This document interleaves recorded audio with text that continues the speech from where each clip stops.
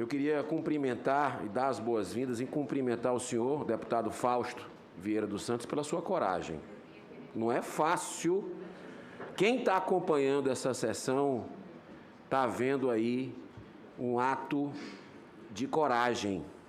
Não quero entrar em outros detalhes, porque nosso papel aqui é de investigar, é de fazer as perguntas, mas só esse ato do senhor sendo intimidado aqui a todo momento, e quem está assistindo está vindo, o Brasil está vendo isso, eu acredito que já mostra realmente que o senhor está convicto do que está falando, e é muito importante. Por muito menos, eu não sei o nome, se ela é sua advogada, mas há algumas semanas atrás nós tivemos um fato lamentável no país inteiro, que foi a expulsão de uma advogada que estava, de uma pessoa da equipe da doutora Nise Yamaguchi, que estava sentadinha ali e que foi expulsa depois de atos aqui de agressividade absurdas que aconteceram nessa CPI. Aliás, é muito interessante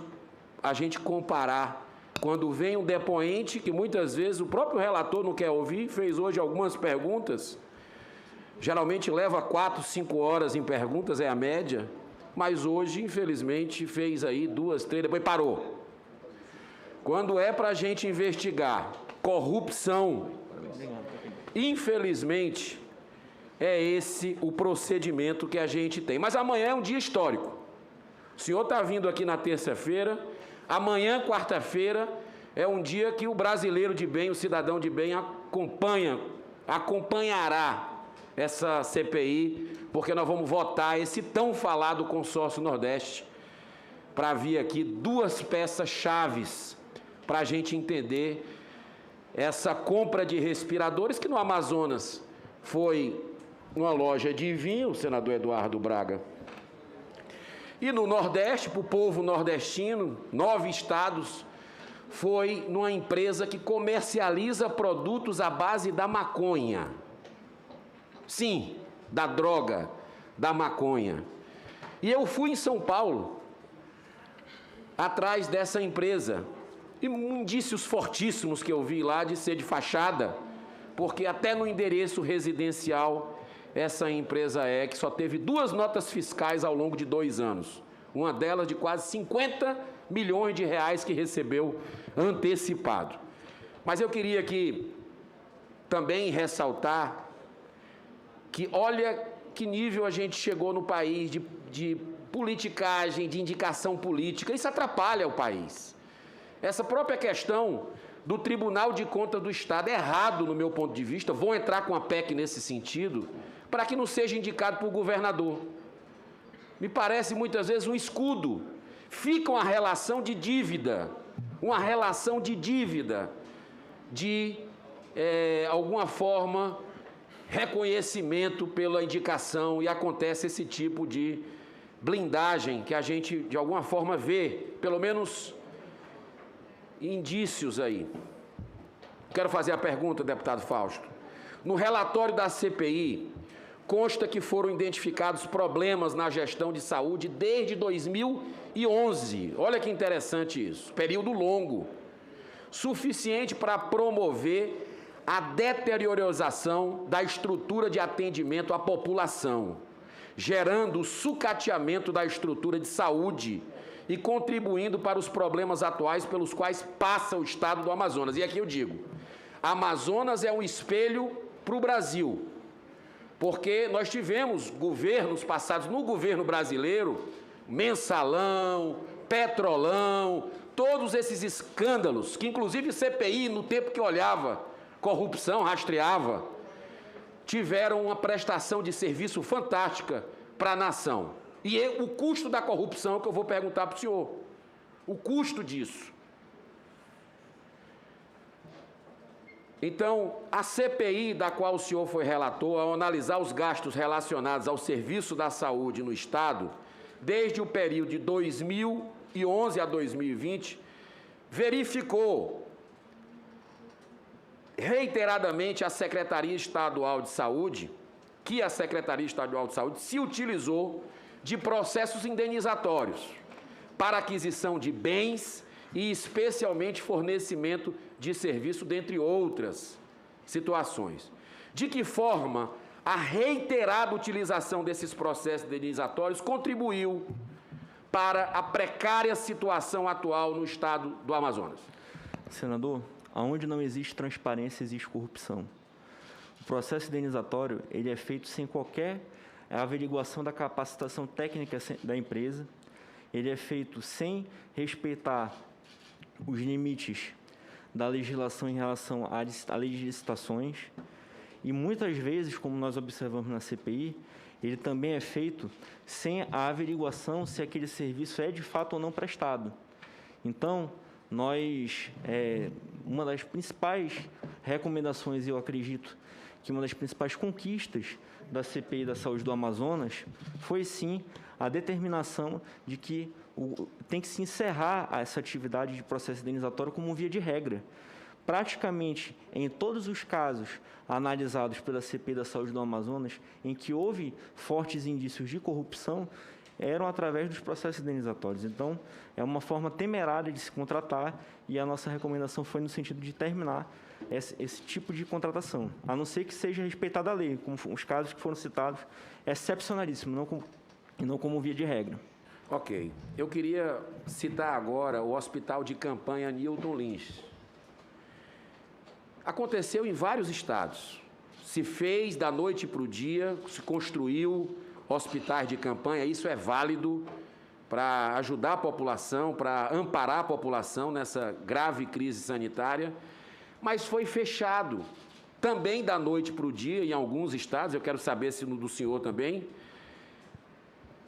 os hospitais de campanha que foram gastos milhões e milhões de reais, chegando próximo de centenas de milhões em alguns estados, enquanto todos sabiam que viria a segunda onda. Esse é que é o detalhe. Parece que o hospital de campanha Newton Lins foi fechado em julho do ano passado. O senhor ratifica? Confirma. Foi consultado, de alguma forma, o senhor sabe dizer no relatório, por que essa decisão de fechar o hospital de campanha quando todo mundo sabia que viria uma segunda onda? O governo federal, de alguma forma, autorizou que fosse fechado isso ou foi uma decisão do governo do Amazonas? Não tenho conhecimento se houve uma autorização ou não do governo federal, porque nós não detínhamos essa informação. Mas a justificativa dada pela Secretaria de Saúde na época era em razão da baixa dos casos de Covid-19 naquele momento. E como já expliquei anteriormente, nós entendemos também que havia uma insegurança jurídica enorme na prestação de serviços que ali seriam desempenhados. E, senador Eduardo Girão, foi fechado o do Estado, erradamente, e do município, erradamente. Tá bom? Porque aí ele era relator só do Estado, ele não é o caso dele, mas tem que deixar claro também que foram fechados os dois. O Estado e o município. E isso fez uma falta muito grande quando veio a segunda onda. Hã? Foi no mesmo período? Em julho? Eu não me lembro. Foi juntos, praticamente juntos. Eu não me lembro direito. Mas não é o caso dele. Eu só estou aqui dando uma informação. Não é o caso da CPI da Assembleia.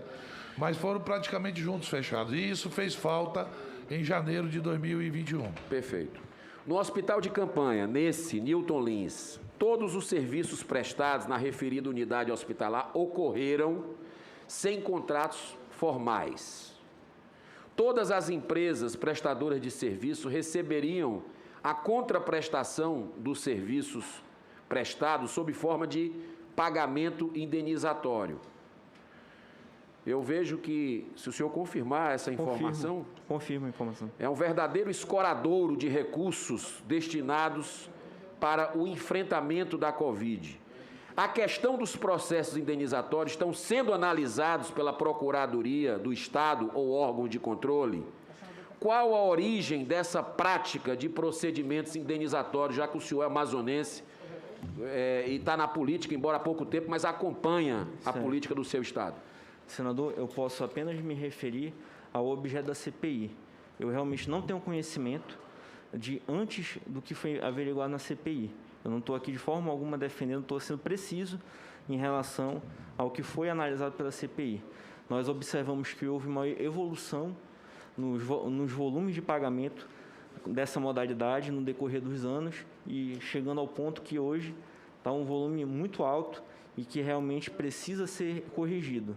Como eu falei anteriormente, houve uma recomendação por parte da CPI pela eliminação desse tipo de pagamento e essa recomendação já foi anunciada de público pelo governo que vai ser acatada até setembro desse ano, mas nós seguiremos fiscalizando essas tratativas para que realmente seja cumprida essa recomendação. Se eu não me engano, o senhor foi interrompido várias vezes na hora que tentou falar o número de valores desses processos indenizatórios ao longo de governos anteriores, inclusive. O senhor pode repetir o número, que é da casa do bilhão? 1 bilhão e 500 milhões, aproximadamente, senador. 1,5 bilhão. Nas investigações do Consórcio Nordeste, que amanhã nós vamos ter aqui a hora da verdade. Se a gente, depois de 2 meses de CPI, a gente vai enveredar por esse caminho que é um anseio legítimo da população. Nós verificamos que uma empresa trabalhava com o comércio de derivados de maconha vendendo respiradores, no mínimo surreal. No Amazonas, nós vimos uma empresa de vinhos vendendo respirador, que o senhor já falou muito aqui, com um valor muito acima do usual. E valores inadequados, e respiradores inadequados, senador. E respiradores inadequados. No curso da investigação, os senhores deputados verificaram preocupação por parte dos servidores de saber a origem dessas empresas, com que efetivamente trabalhavam, se reuniam condições de fornecer esses respiradores. Havia algum ato administrativo que checasse os dados dessas empresas? Então, nós verificamos a partir dos depoimentos colhidos que havia um chamamento público. As empresas tomavam conhecimento através do setor de compras da Secretaria de Saúde, da necessidade, da demanda do que era necessário, não só dos respiradores no caso, mas de todas as outras áreas onde havia o procedimento indenizatório, e era mandada uma cotação de preço, e a partir dessa cotação de preço era escolhida a empresa que poderia supostamente oferecer o serviço pelo menor preço, porém, sem qualquer controle de licitação em relação à capacidade técnica da empresa, enfim, sem nada, apenas dessa forma. Pode, claro, relator. Senador Girão, sobre isso eu poderia só agregar uma pergunta, as perguntas que Vossa Excelência faz. E os respiradores que o governo federal mandou para o Amazonas, eles prestavam ou não prestavam? Pode dar essa informação? Senador, a informação... Serviram ou não serviram? Tinha alguns deteriorados? A informação que eu tive é que uma parte deles estava deteriorado, foi enviado de volta, mas praticamente todos os respiradores que nós dispunhamos no estado do Amazonas foram enviados pelo governo federal, uma vez que o estado do Amazonas não comprou nenhum. O estado do Amazonas não comprou nenhum respirador. Todos vieram do governo federal, mas uma parte estava danificada, é isso? Isso, essa informação que nós tínhamos. Nós sabemos dessa informação porque nós averiguamos quantos respiradores o estado havia comprado. Nós tínhamos essa mas os respiradores enviados pelo governo federal, eu agradeço a pergunta do senador relator, efetivamente atenderam a demanda do povo do Amazonas?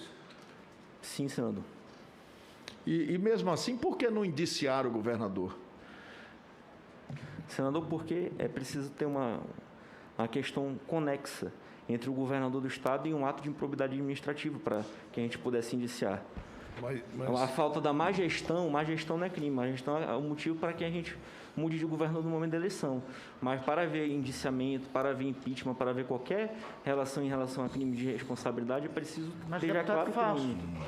Se no meio praticado diretamente pelo governador. No meio de 15 uma pandemia. segundos. Não comprar Não comprar respirador. É má gestão só? Só má gestão? Eu queria só a reposição No do meio de tempo. uma pandemia, não comprar respirador. O senhor acha que isso não é crime? Senador, é uma má gestão absurda. O senhor acha que não é crime? Não, senador, isso tem que ser julgado através do processo de impeachment. É crime contra a saúde pública. Tem que ser julgado através do processo de impeachment. Eu não vou fazer um pré-julgamento aqui. O senador Girão, eu vou lhe repor o tempo que Vossa Excelência Lhe foi agradeço, interrompido. Fique à vontade. Lhe agradeço. Nas investigações no estado do Amazonas, foi identificada a prática de ocultação do legítimo sócio administrador das empresas envolvidas, facilitando a impunidade. Esta prática nos parece bastante comum, a ocultação dos verdadeiros responsáveis. A CPI da Saúde apontou, no relatório final dela, algum caminho legal que discipline essa questão? Pensando aqui no futuro, no legado de tudo isso que está vindo à tona, de toda essa lama que está vindo à tona? Seriam as recomendações pelo fim do processo indenizatório, do envio dos documentos até os órgãos de controle para seguir nas investigações que nós não conseguimos apurar. Mas eu digo especificamente sobre a ocultação. Sim, nós apresentamos um projeto de lei em que veda a contratação de empresas e cônjuges até terceiro grau de secretário de Estado pelo Estado do Amazonas. Perfeito, perfeito. Outro fato que chama a atenção, deputado, no relatório é o da fraude na cotação dos preços e serviços médicos. Pode-se observar que uma empresa que prestava quaisquer serviços a um hospital se apresentou para oferecer serviço de plantão médico ao mesmo hospital.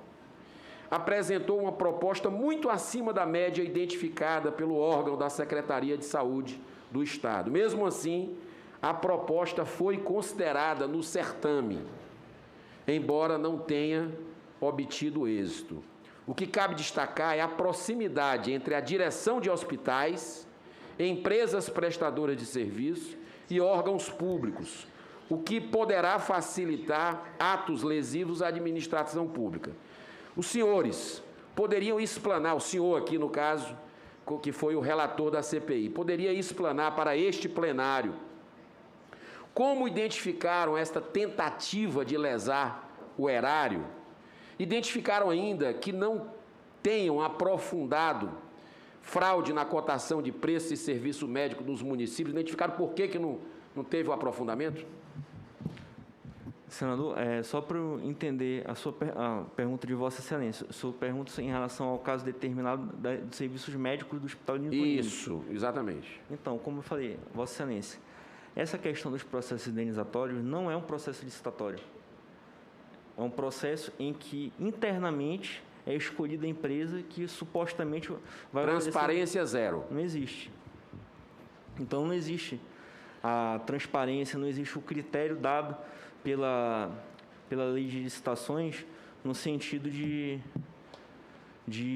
escolher a empresa que seja mais benéfica para o Estado.